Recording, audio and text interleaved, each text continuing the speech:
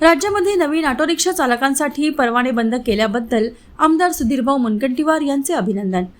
राज्यातील auto rickshaw चालकांची मागणी होती की राज्यात ऑटो रिक्षा चालकांची संख्या जास्त असल्यामुळे राज्यात ऑटो रिक्षा परवाने बंद करण्यात यावे। या मागणीला घेऊन आमदार सुधीर मुनगंटीवार यांच्यासोबत ऑटो संघटनेचे पदाधिकारी वारंवार बैठका घेऊन चर्चा करण्यात आली होती। राज्याचे विधानसभा अधिवेशन चालू असल्यामुळे आमदार मुनगंटीवार विधानसभेत तारांकित प्रश्न विचारला असता राज्यातील ऑटो रिक्षा चालकांची संख्या मोठ्या प्रमाणात असल्यामुळे राज्यातील ऑटो रिक्षा नवीन देणे बंद करण्यात यावे हा विषय विधानसभेमध्ये मांडल्यामुळे राज्याचे परिवहन मंत्री प्रतापसर नाईक यांनी विधानसभेमध्ये प्रश्नाला उत्तर देताना राज्यातील नवीन ऑटो रिक्षा परवाने देण्यात नसल्याचे विधान परिषदेत सांगितले। वरील ऑटो रिक्षा चालकांची मागणी विधानसभेत महाराष्ट्र राज्याचे माजी मंत्री तथा आमदार मुनगंटीवार यांनी तारांकित प्रश्न उपस्थित करून केली होती। त्यामुळे त्यांच्या मागणीला यश मिळाले असून राज्यातील आणि चंद्रपूर जिल्ह्यातील तमाम ऑटो रिक्षा चालकांनी आमदार मुनगंटीवार यांचे आभार व्यक्त केले आहे।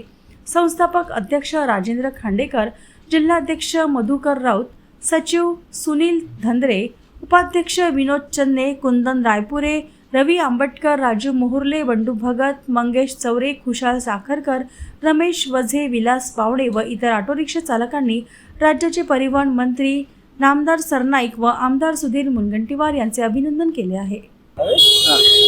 महाराष्ट्र ऑटो रिक्षा चालक मालक असोसिएशन जिल्हा चंद्रपूर तर्फे महाराष्ट्र राज्यातील नवीन ऑटो रिक्षा परवाने आमच्या चंद्रपूर जिल्ह्यातील सुधीरभाऊ मुनगंटीवार यांनी परवाने रद्द केल्याबद्दल आम्ही त्यांचे खूप खूप आभार मानतो।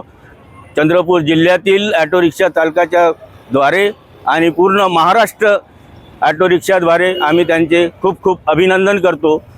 महाराष्ट्र राज्यातील ऑटो चालकाची मागणी होती राज्यामधील ऑटो परवाने रद्द करण्यात यावे, कारण बरेचसे ऑटो येऊन गेलेले आहे आणि ऑटो लावायची संख्या नसल्यामुळे आम्ही सुधीरभाऊकडे मागणी केली होती की राज्यातील ऑटो रिक्षा नवीन परमिट बंद करण्यात यावे। ती मागणी सुधीरभाऊ मुनगंटीवार यांनी काल विधानसभेमध्ये मांडून पूर्ण केली। त्याबद्दल सुधीरभाऊ मुनगंटीवार यांचे हार्दिक अभिनंदन।